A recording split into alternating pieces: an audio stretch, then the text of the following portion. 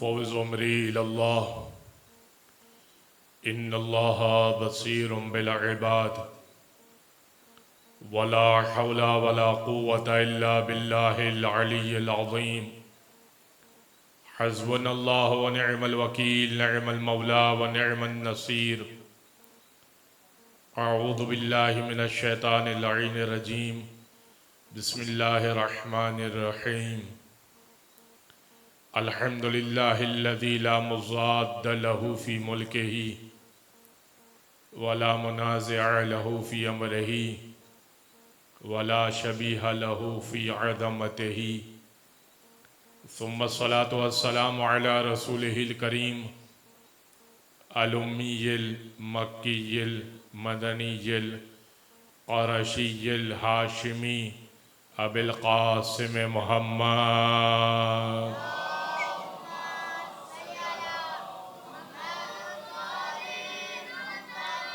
व अला अहलि बैतिहि त्तय्यबीन अत्ताहिरीन व लअनतु दाइमतु अला अअदाइहिम अजमईन मिन यौमि ज़ुल्मिहिम व अदावतिहिम इला क़ियामि यौमिद्दीन। अम्मा बअदु फ़क़द क़ाल अल्लाहु सुब्हानहु व तआला फ़ी मुहकम किताबिम मुबीन बिस्मिल्लाहिर रहमानिर रहीम ला तल्बिसुल हक्का बिल बातिल व तक्तुमुल हक्का व अंतुम तअलमून। सल्लल्लाहु अला मुहम्मद व आलि मुहम्मद।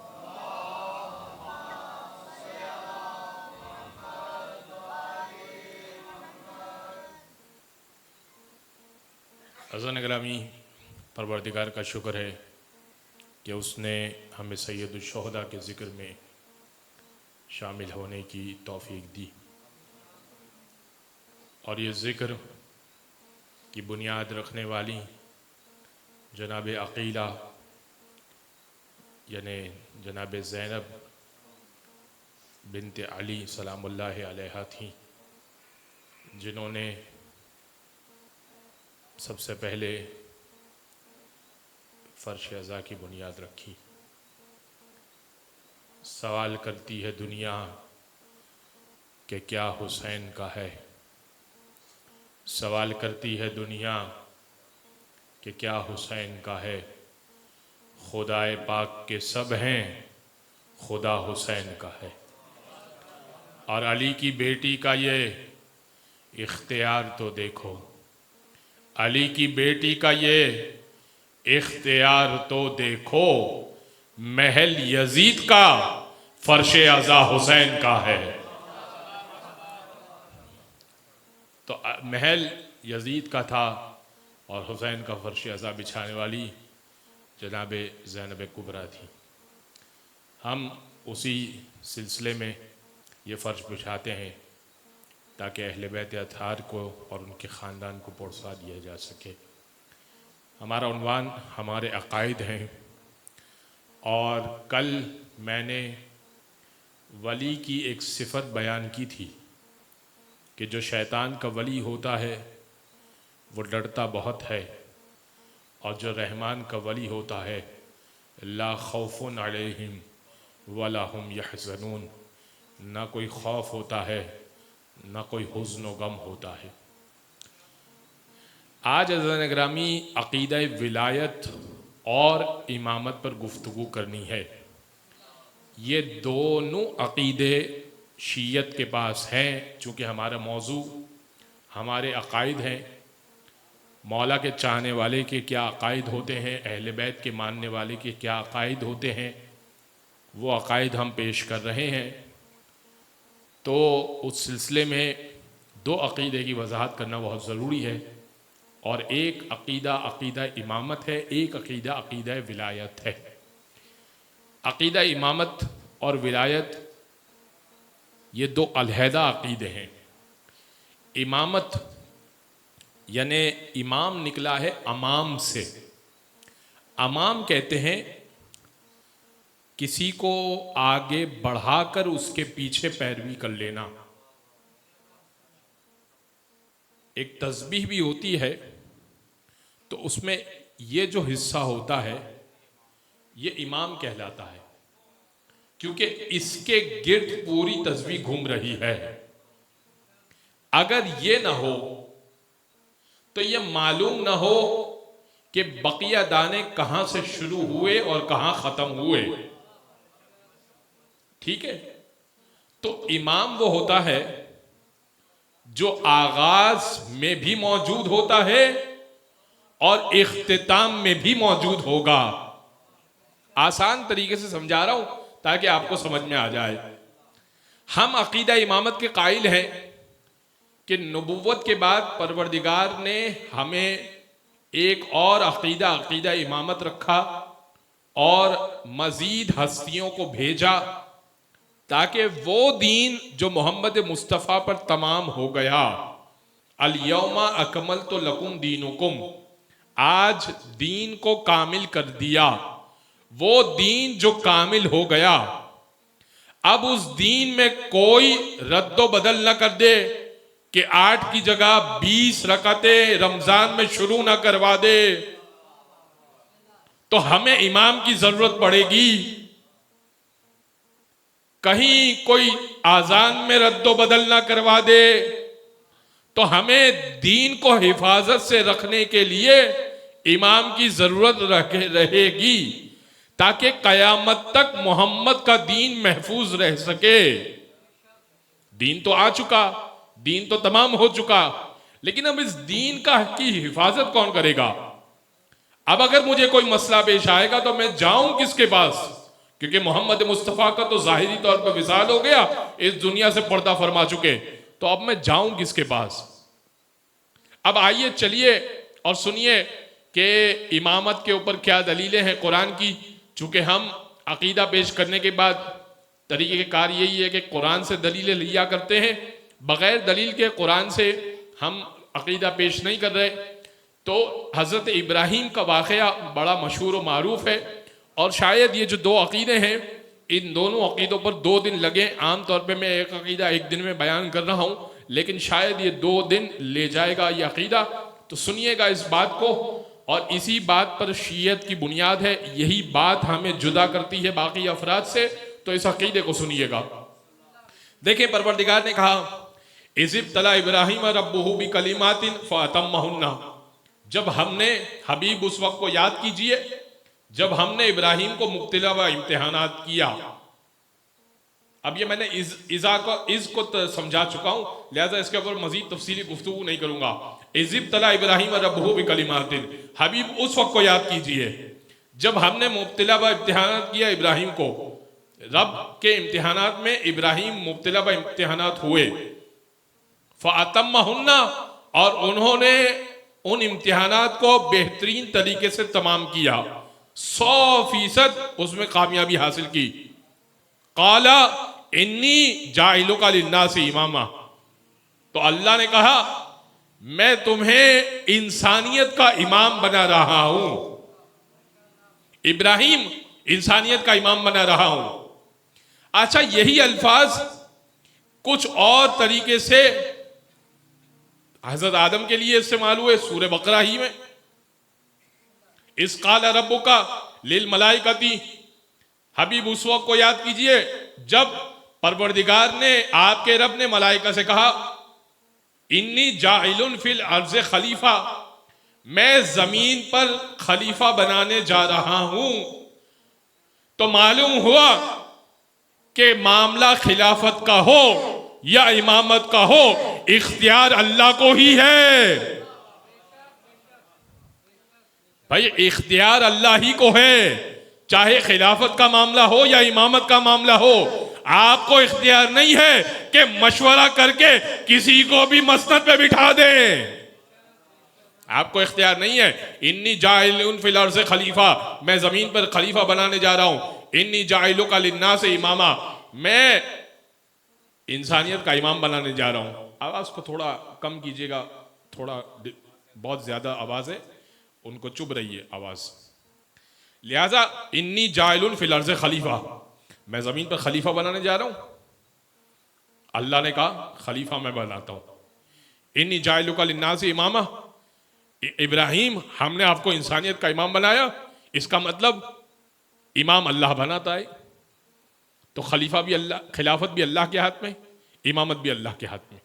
अगर ये बात समझ में आ गई तो अब तुम ओहदा इमामत को तो नहीं मानते, खिलाफत को तो मानते हो ना। खलीफा अल्लाह के पास से ले लेते। अच्छा चलो ये छोड़ दो, एक और दलील जो बहुत ही सादा सी है, हर जगह में दिया करता हूं।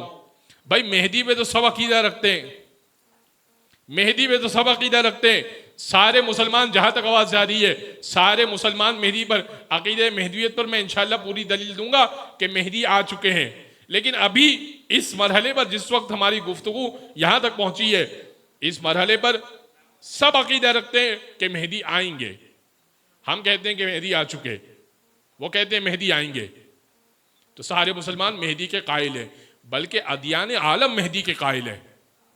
एक नाजी आएगा जो निजात देगा, एक सेवियर आएगा जो हमें निजात देगा, एक ऐसा शख्स आएगा जो हमें क्राइसिस से निकालेगा, जो हमें हमारे सिस्टम जो कोलैप्स कर रहे हैं उससे निकालेगा। एक मेहदी के कायल हैं, सारे अदियान आलम भी कायल हैं, तमाम मुसलमान भी कायल हैं। तो क्या ख्याल है, इतनी सारी मस्जिदें हैं यहाँ पर, हर मस्जिद के इमाम को बिठाइए और बैठ के एक जिरगा कर लीजिए। आपके यहाँ तो जिरगा होता है, एक जिरगा कर लीजिए और ये तय कर लीजिए कि देखें भाई, जिस मेहदी का कहा था ना, तो तुम भी और मैं भी और वो भी और वो भी और वो भी मिल के एक मेहदी मुंतखब कर लेते हैं कि भाई वो मेहदी कि जिसका रसूल ने वादा किया था ना, वो यही है। तो हो सकता है? नहीं हो सकता। सब यही कहेंगे कि नहीं हो सकता। क्यों? वो आएगा, वो आएगा। अल्लाह ने वादा किया है, अल्लाह भेजेगा। अच्छा भाई, तो आखिरी के बारे में तुम्हारा ये अकीदा है कि वो आएगा, भेजेगा, ये आखिरी के बारे में समझ में आ गया, पहले के बारे में क्यों समझ में नहीं आ रहा? भाई पहले के बारे में भी यही होगा ना कि जब आखिरी अल्लाह के पास से आएगा तो पहला भी अल्लाह के पास से आएगा। तो आप सुनिएगा, जो मैं आपकी खिदमत में बात पेश कर रहा हूं। इब्राहिम, हमने आपको इंसानियत का इमाम बनाया, तो इमामत का ओहदा जैसे ही इब्राहिम को मिला ना, कहने लगे वमिन जुर्रियती, मेरी जुर्रियत के बारे में क्या ख्याल है? इब्राहिम नबी है, नहीं पूछा नबूवत जुर्रियत में जाएगी नहीं जाएगी। इब्राहिम रसूल है, नहीं पूछा रिसालत जुर्रियत में जाएगी या नहीं जाएगी। इब्राहिम खलील है, दोस्त है, नहीं पूछा कि खुल्लत जुर्रियत में जाएगी या नहीं जाएगी। मेरे बच्चे तेरे दोस्त हैं या नहीं है। जैसे ही ओहदा इमामत मिला, काला वमिन जुर्रियती, मेरी जुर्रियत के बारे में तेरा क्या ख्याल है? तो है ना कोई ओहदा इमामत का जो इतना मुकर्रब है कि इब्राहिम चाहते हैं मेरे घर में भी उतरे।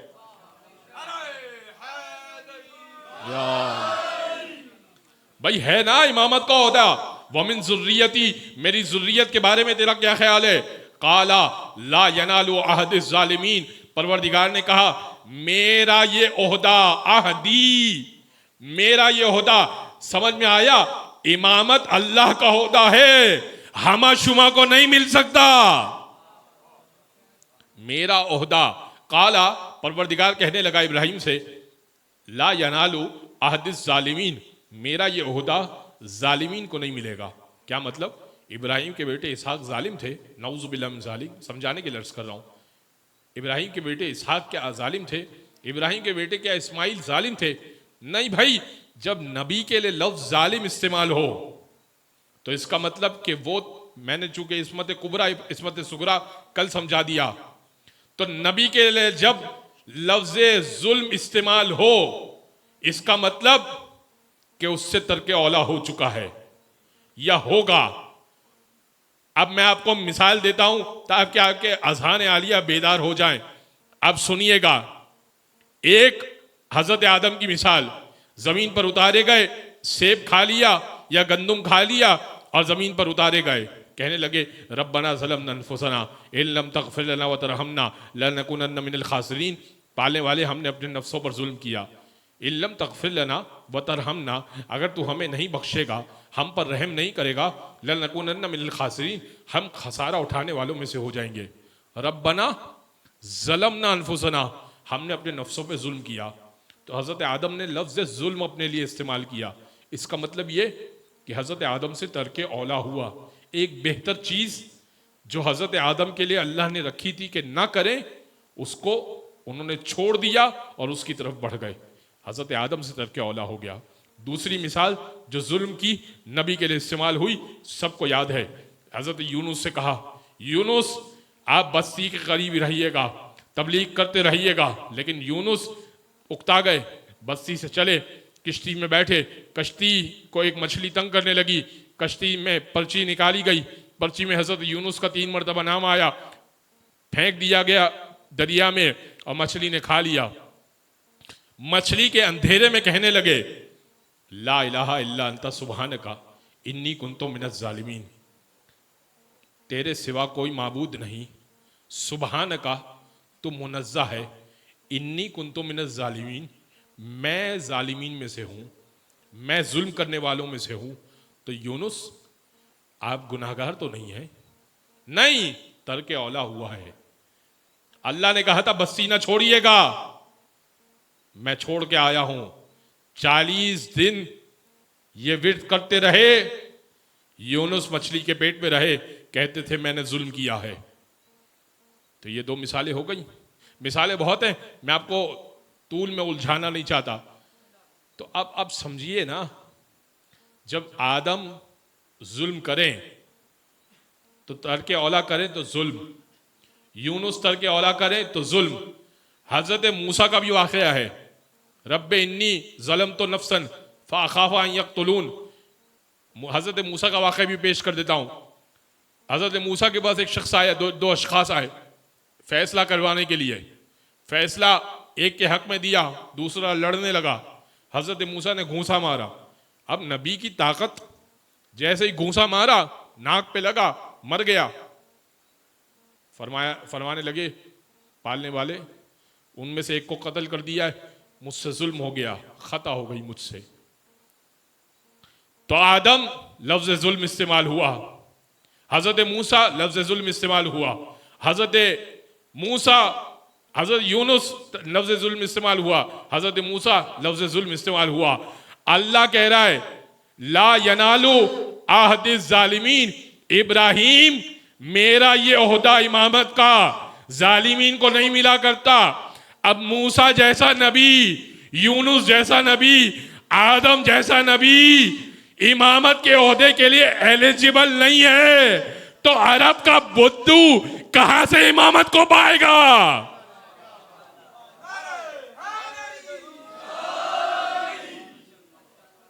भाई बात समझ रहे हैं? इतने बड़े बड़े अंबिया इमामत के ओहदे के लिए एलिजिबल नहीं है, इमामत के ओहदे का इख्तियार नहीं रखते।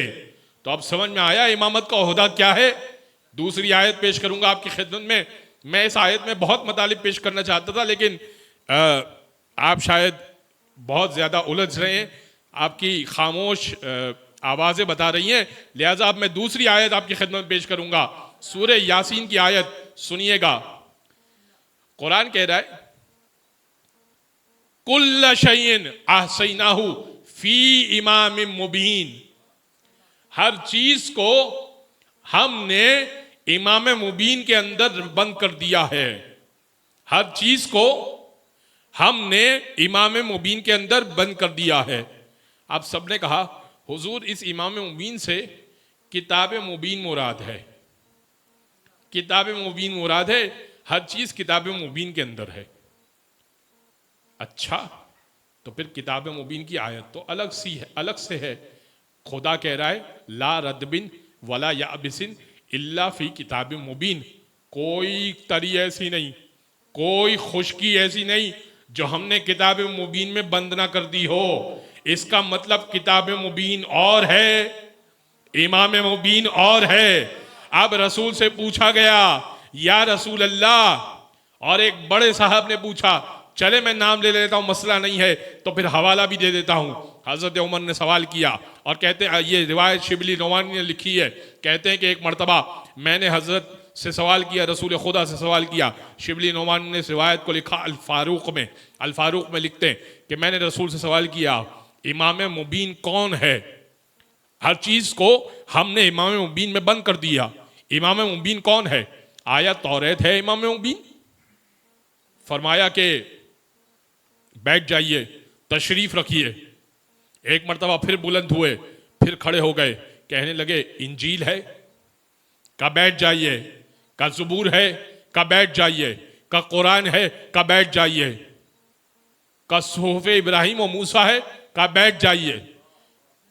फिर एक और सहीफे का नाम लिया, ईसा पे सहीफे उतरते हैं वो हैं, का बैठ जाइए। 9 मरतबा मुख्तलिफ बातें पूछी, इमाम मुबीन ये है, ये है, ये है, का बैठ जाइए। फदखल अली फिल मस्जिद, अली मस्जिद में दाखिल हुए, का खड़े हो जाइए। सवाल दोहराइए। कहने लगे या रसूल अल्लाह, इमाम मुबीन कौन है? का जो मस्जिद के दरवाजे से आ रहा है।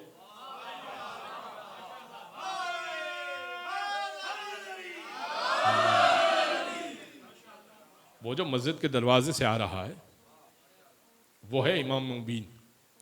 आज़ान गिरामी, हम इमामत के कायल हैं, और अब कोई कहे जरूरत क्या है इमामत की, जरूरत क्या है इमामत के अकीदे के मानने की?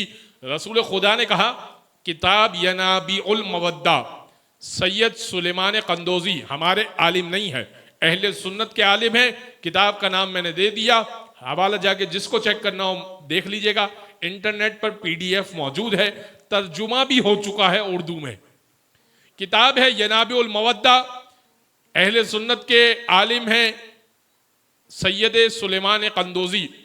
इन्होंने एक पूरा बाब बनाया है, यानी एक पूरा चैप्टर, एक पूरा हिस्सा बनाया है किताब में।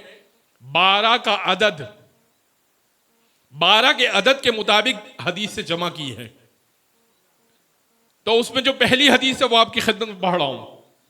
कहने लगे, लिखते हैं कि रसूल ने फरमाया, सयकूनो आइम्मती इस्ना अशर मिन बादी, रसूल ने फरमाया मेरे बाद 12 इमाम होंगे।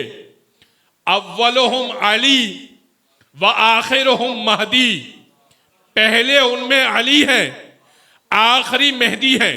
बीच के नाम नहीं बताए, लेकिन इतना तय है कि बीच वाले या अली जैसे होंगे या मेहदी जैसे होंगे।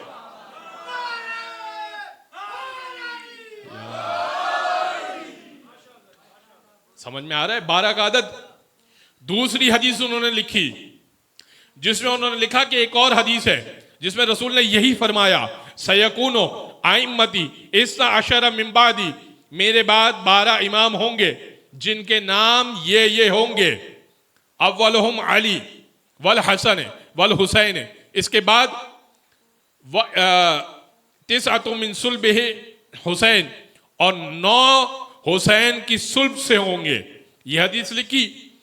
तीसरी हदीस लिखी जिसमें उन्होंने रसूल अल्लाह के वो हदीस कोट की कि रसूल ने फरमाया मेरे बाद 12 इमाम होंगे, और नाम तक बताए, नाम के साथ वल्दियतें भी बताई।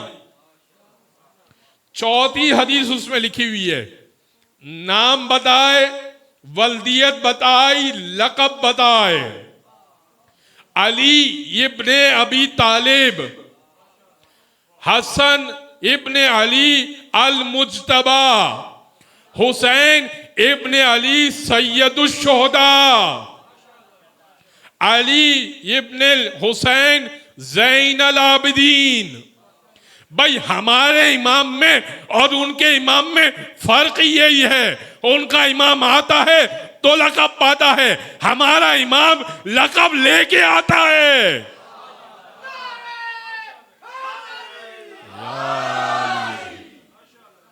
यह है अकीदा इमामत, इस पे अकीदा रखना जरूरी है। अज़ान गिरामी, कल कुछ और दलीलें आपकी खिदमत पेश करूंगा। अब विलायत को समझाना मकसूद है। विलायत क्या चीज़ है? विलायत का आगाज़ हुआ है गदीर ही से। विलायत और इमामत दोनों का आगाज हुआ है। विलायत क्या चीज है? इमाम, जिस तरह मैंने समझाया कि इमाम मरकज हुआ करता है, विलायत का मतलब है औला बित तसर्रुफ। औला बित तसर्रुफ यानी, आसान करूंगा बच्चों के लिए, यानी मेरी जान है, मेरा माल है, मेरी आबरू है, मेरी आल है, मगर इख्तियार मेरा नहीं है, इख्तियार किसी और का हो। मेरी जान पर, मेरे माल पर, मेरी आबरू पर, मेरी आल पर तसर्रुफ और इख्तियार जिसका हो वो होगा वली। अब इसको समझाता हूं। जब बच्चा छोटा होता है तो पूछा जाता है इसका वली कौन है।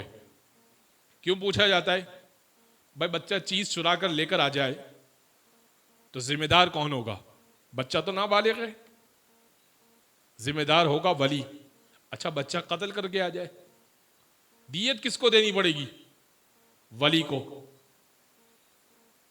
और बच्चा नाबालिग की उम्र में, एक मिसाल समझाने के लिए दे रहा हूं, जिना करके आ जाए, फिर इसका कफारा कौन अदा करेगा? वली। अच्छा, निकाह होगा लड़की का तो इजाजत कौन देगा? वली। इन सारे मामलात में वली यानी माल, जान, इख्तियार अभी इसका नहीं है। वली से पूछो, इसको इख्तियार नहीं दे रही शरीयत, लेकिन वो जिस पर इसके बाप का इख्तियार है वो कुछ है, इजाजत दे देगा, दियत के मामले में आगे बढ़ जाएगा, निकाह के लिए इजाजत दे देगा, डांट डपट कर देगा अगर स्कूल में कहीं जवाब देना पड़ जाएगा तो। लेकिन ये तो नहीं कह सकता ना कि जाओ, मैं हुक्म दे रहा हूं नहर में कूद जाओ। लेकिन एक ऐसा है जो अगर कहे कि मैं हुक्म दे रहा हूं तुम कूद जाओ, तो उसके हुक्म पे मानना जरूरी है। एक ऐसा है जो अगर कह दे कि मैं हुक्म दे रहा हूं कि कल से स्याह लिबास पहनना है तो स्याह लिबास पहनना है। हम पूछ नहीं सकते क्यों? नहीं भाई, उसकी मर्जी। कुरान की आयत पेश कर देता हूं। कौन है वो? अन्नबियो औला बिल मोमिना मिन अनफुसिहिम। नबी है जो मोमिनीन पर उनकी जानों से ज्यादा उनके ऊपर इख्तियार रखता है। यह है विलायत का इख्तियार जो नबी को हासिल है। नबी हुक्म दे पहाड़ से कूद जाओ तो कूद जाओ, नबी हुक्म दे तलवार उठा के इसका सर तन से जुदा कर दो, पूछ नहीं सकता अरे या रसूल अल्लाह मेरा सगा भाई है, इसका सर तन से जुदा क्यों करूं? नहीं, पूछ नहीं सकते। नबी की इताअत वाजिब है। अतिउल्लाह व अतिउर रसूल, वमा आताकुम रसूल फखुजू हो वमा नहाकुम अन्हु फंतहु। जो रसूल तुमको दे ले लो, जिससे रसूल मना करे रुक जाओ। नबी है जिसकी इताअत करना पड़ेगी।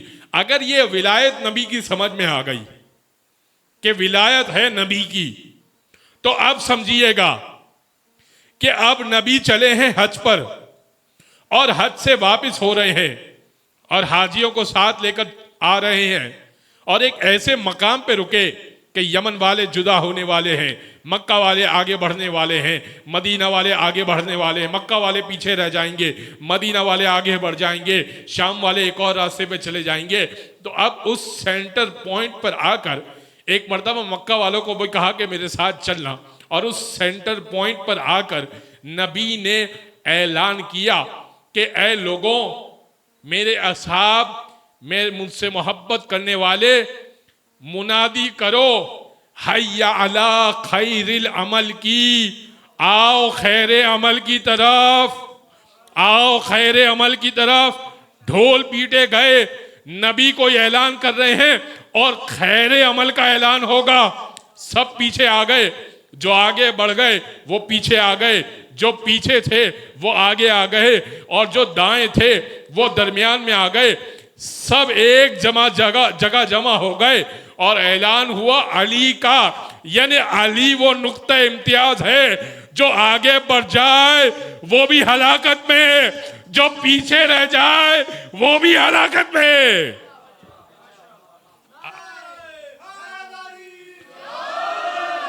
अली वो नुक्ता इम्तियाज है कि कोई आगे बढ़ जाए हलाकत में, कोई पीछे रह जाए तो हलाकत में।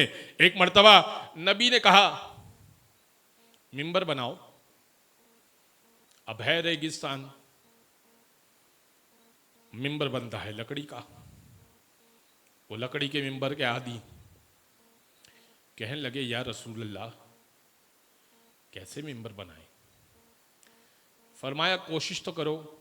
अब देखें, मैं कदीर पढ़ना चाह रहा हूं, अगर आपकी बेदार समाते हों, और इसी पर मैं तमाम कर दूंगा। मुझे मालूम है रात का काफ़ी वक्त हो चुका, आप थके हुए आ रहे हो, मुख्तलिफ लोगों को सुन चुके हैं, तो मैं आपको थकाना नहीं चाहता, मैं आपको बेदार रखना चाहता हूं। सुनिएगा, नबी ने कहा कि मिंबर बनाओ। कहने लगे कि या रसूलल्लाह यहाँ कहाँ मिंबर बनेगा? कहा कोशिश तो करो। अब कहा कि क्या कोशिश करें भाई, लकड़ी तो मयसर ही नहीं, इतनी भी नहीं है कि कोई एक स्टेप बन पाए, एक जीना बन पाए कि कुछ बुलंद हो जाए। और बुलंद होना है 1.25 लाख के सामने, और मिंबर बहुत बुलंद होना चाहिए, और इतनी भी लकड़ी मुयस्सर नहीं है कि कुछ बुलंदी हो जाए। आज आके कहने लगे या रसूल अल्लाह मिंबर तो नहीं बन पाएगा। रसूल ने कहा कि मैं बताता हूं कैसे बनेगा। लेकिन रसूल ने एक बात समझा दी, जो मिंबर नहीं बना सकता वो साहिबे मिंबर कहां से बनाएगा? बस जो 3 महीने पहले मिंबर नहीं बना सक रहा, वो साहिबे मिंबर कहां से बनाएगा? रसूल ने कहा देखो, ये जो ऊंटों पर पालान रखे हुए हैं, वो काठिया, वो गद्दी जिसके ऊपर अमारी होती थी, महमिल होते थे, उसके ऊपर बड़ी सी गद्दी, जिस तरह से घोड़े के ऊपर जीन होती है, ऊंट के ऊपर एक बड़ी गद्दी होती है जिसकी बेस लकड़ी की होती है। कहा कि वो काठिया उतार लो। अब बड़ी तादाद में ऊंट थे, तो काठियों को एक दूसरे के ऊपर इस तरह से रखा गया कि वो बैलेंस करते हुए एक ऊंचा मीनार बन गया। वो सब तरीके से रखे गए और उसको एक दूसरे के ऊपर बैलेंस करते हुए उस पर नबी बुलंद हो गए, और अली को भी साथ लेकर चले। और अब रसूल ने सवाल किया अलस्तो औला बिल मोमिनीन मिन अनफुसिहिम, क्या मैं मोमिनीन पर उनकी जानों से ज्यादा हुकूमत और इख्तियार नहीं रखता? सबने कहा बला या रसूल अल्लाह। सबको आयत तो याद थी ना भाई, हाफिज कुरान थे। सबने कहा या रसूल अल्लाह हमारी जानें हैं, इख्तियार आपका है। जान हमारी, इख्तियार आपका। माल हमारा, इख्तियार आपका। आबरू हमारी, इख्तियार आपका। आल हमारी, इख्तियार आपका। फरमाया मन कुंतो मौला हो फहाजा अलीयुन मौला, जो जो मुझे मौला मान रहा है वो अली मौला माने। जो जो मुझे मौला मान रहा है वो अली को मौला माने। अब लोगों ने कहा भाई मौला का मतलब तो दोस्त होता है, मौला का मतलब दोस्त होता है।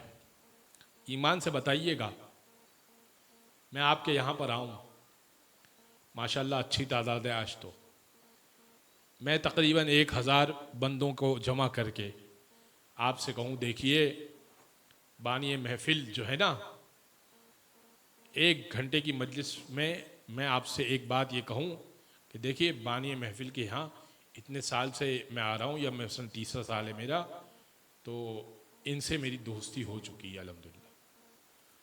कैसे दिमाग ख़राब आदमी है इसका।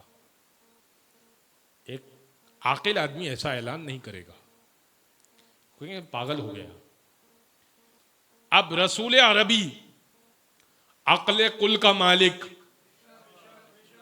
वो 1.25 लाख बंदे को जमा करके ये कह रहा है जिसका मैं दोस्त हूं ना, उसका ये अली दोस्त है।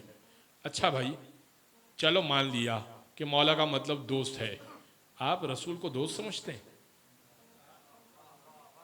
भाई अगले मौला को छोड़िए, मौला लफ्ज तकरार हुआ है। मन कुंतो मौला हो फहाजा अलीयुन मौला, मौला लफ्ज तकरार हुआ है। जिसका मैं मौला, उसके ये अली मौला। अली वाले मौला का मतलब आप दोस्त ले रहे हैं, ठीक है। आप रसूल वाले मौला का तर्जुमा क्या ले रहे हैं? आप रसूल को दोस्त मानते हैं या आका मानते हैं? अगर आका मानते हैं तो फिर तकरार कीजिए माना की, और अगर दोस्त मानते हैं तो आप अपने ईमान की तजदीद कीजिए।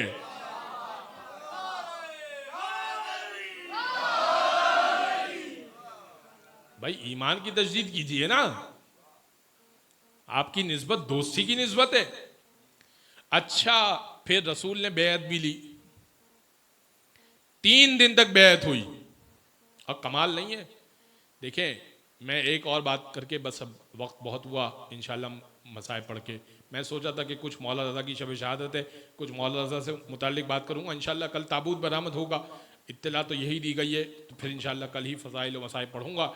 सुनिएगा कि रोज मजलिस कहाँ हो रही है? इस मिंबर पर। लेकिन किसी दिन ये मिंबर हटाकर यहाँ अलमारी लाकर रख दी जाए, और बानी मजलिस मुझसे दरख्वास्त करे कि हुजूर इसी अलमारी पर तशरीफ़ फरमा हो जाइए और आज इस पर खिताब कीजिए। तो खुदा की कसम, कोई मजलिस याद रहे ना रहे, ये वाली मजलिस जिस पे अलमारी पे बैठा हूं ना, वो याद रहेगी। रोज हर दफा रसूल को मिंबर, लकड़ी वाले मिंबर पे बैठ के सुना करते थे।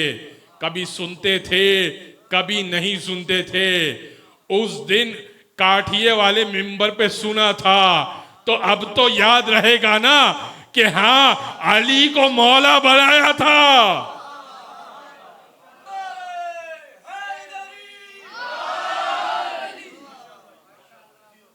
अच्छा, अब 3 दिन तक बैत हुई, 3 दिन तक बैत हुई, और सबने मुबारकबाद दी। एक बड़े साहब ने भी मुबारकबाद दी, कहने लगे बखेन बखेन असबाहता मौलाया व मौला कुल्ले मोमिनिन व मोमिनतिन, मुबारक हो, मुबारक हो, आप मेरे भी मौला बन गए, हर मोमिन के मौला बन गए, हर मोमिना के मौला बन गए। जुमले यही हैं, असबाहता मौलाया व मौला कुल्ले मोमिनिन व मोमिनतिन।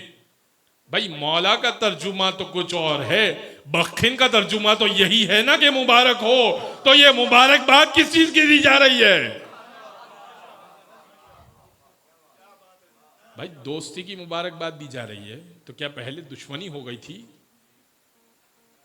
मेरे मौला बन गए। अच्छा, कमाल है जुमले में, आप मेरे मौला बन गए, हर मोमिन के मौला बन गए, हर मोमिना के मौला बन गए। मुझे नहीं मालूम कि अपने आप को मोमिन और मोमिना से अलग क्यों कर रहे हैं, या एतकादी मसला था या जिनसी मसला था।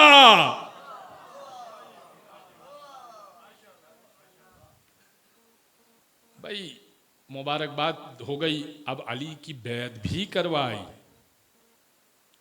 अली से बैत भी ली, सबसे बैत भी ली अली की, हाथ पे हाथ रखवाया। 3 दिन तक बैत का सिलसिला चला। खवातीन से कैसे बैत हुई?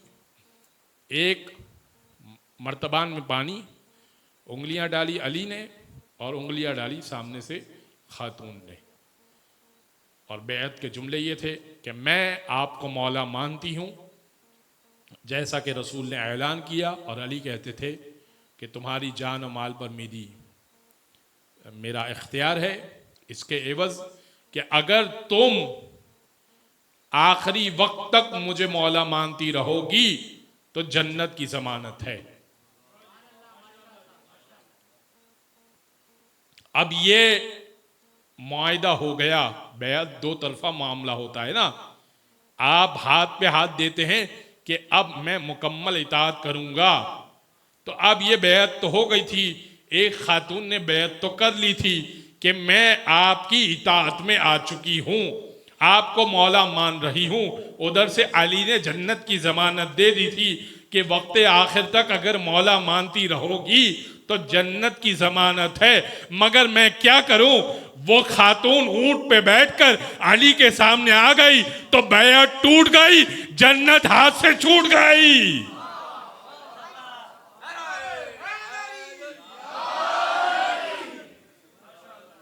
भाई बात पहुंच रही है, हर बात ना कहलवाइएगा मुझसे, ठीक है। तो अब ये विलायत का सिलसिला है, कुछ और बातें पेश करना थी, वक्त तमाम हुआ। कल इस विलायत को मैं इंशाल्लाह समझाऊंगा कि ये विलायत क्या इख्तियार रखती है, क्या हैसियत रखती है मेरी और आपकी ज़िंदगी में। मेरी ज़िंदगी में चूंकि अब मेरा वली इमाम मेहदी हैं, क्या इख्तियार रखती है मेरी इनकी विलायत, क्या इख्तियार रखती है अली की विलायत। जब मैं कलमे में कहता हूँ ला इलाहा इल्लल्लाह मुहम्मदुन रसूलुल्लाह अलीयुन वलीउल्लाह, अली अल्लाह के वली हैं, इस जुमले की क्या हैसियत है इंशाअल्लाह कल आपकी खिदमत में पेश करूँगा। बस अनग्रामी एक रिवायत कमाल की मैं पेश कर दूँ और बस मंजिल मसाइब पर आऊँगा। आखिरी बात जो नतीजे की बात है वो पेश कर दूँ। एक मरतबा छठे इमाम के पास एक शख्स आया, आने के बाद कहने लगा अल्लाहुम्मा सल्ल,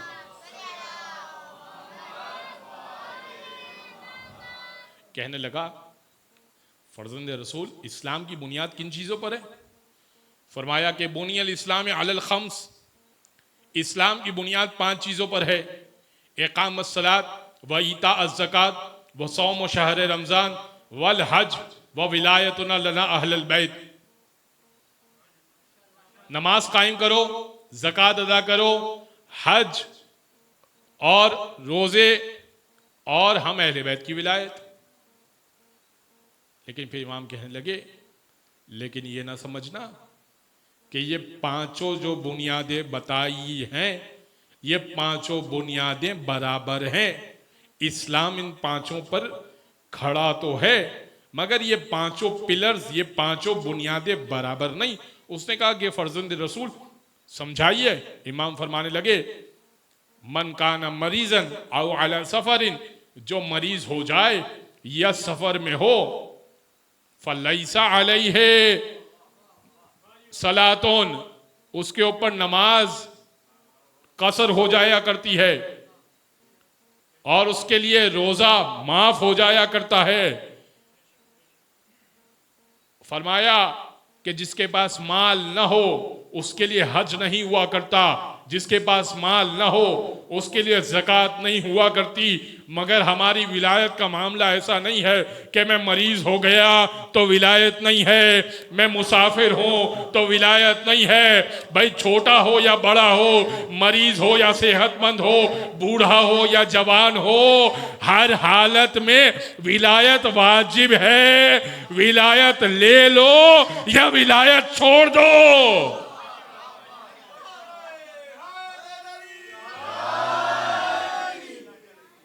लिहाजा विलायत का अकीदा बहुत ज़रूरी है। इसके बगैर जो इबादतें हो रही हैं, जहां पर मोहम्मद तक रुक गए और अली की बात न मानी, अहले गैरों को मान लिया, अहले गैरे की विलायत मानी, वो भी विलायत के मानने वाले हैं, वो भी विलायत के मानने वाले हैं, लेकिन किसी और की विलायत के मानने वाले। हम अली की विलायत के मानने वाले। लिहाजा अली की विलायत दिल में हो तो मोमिन अनमोल है। अब इस विलायत के साथ उसकी नमाज कबूल है, इस विलायत के साथ उसके रोज़े कबूल, इस विलायत के साथ उसके हज कबूल। एक आखिरी रिवायत पेश कर देता हूँ, मैं बहुत दफ़ा आखिरी बोलकर आपको बहुत ज़्यादा परेशान कर दिया। एक बात जहन में आई तो मैं पेश कर देता हूँ। छठे इमाम को, 5वें इमाम को जाबिर कहने लगे मौला इस साल तो बड़े हाजी आए, तवाफ़ काबा चल रहा था, हज का मौसम था, मौला मताफ में मौजूद थे, 5वें इमाम बाकिर और जाबिर मौजूद। जाबिर कहने लगे मौला से, मौला इस साल तो बड़े हाजी आए, इमाम कहने लगे बताता हूं कितने हाजी आए, आंखों पे हाथ फेरा। जाबिर ने देखा कि एहराम वाले बंदर कुछ टहल रहे हैं और कुछ लोग हैं जो एहराम में मुकम्मल तवाफ कर रहे हैं, अक्सर हैं जो बंदर की हालत में हैं।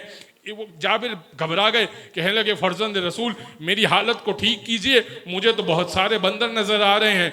इमाम ने आंखों पे दोबारा हाथ फेरा, दोबारा आंखें ठीक हुई, अब सब हालत एहराम में नजर आने लगे। कहने लगे मौला ये क्या था? इमाम कहने लगे ये जो बंदर देखे ये हमारी दिल में बुग़्ज़ रखते थे, इनके तवाफ चक्कर हैं, नमाजें टक्कर हैं।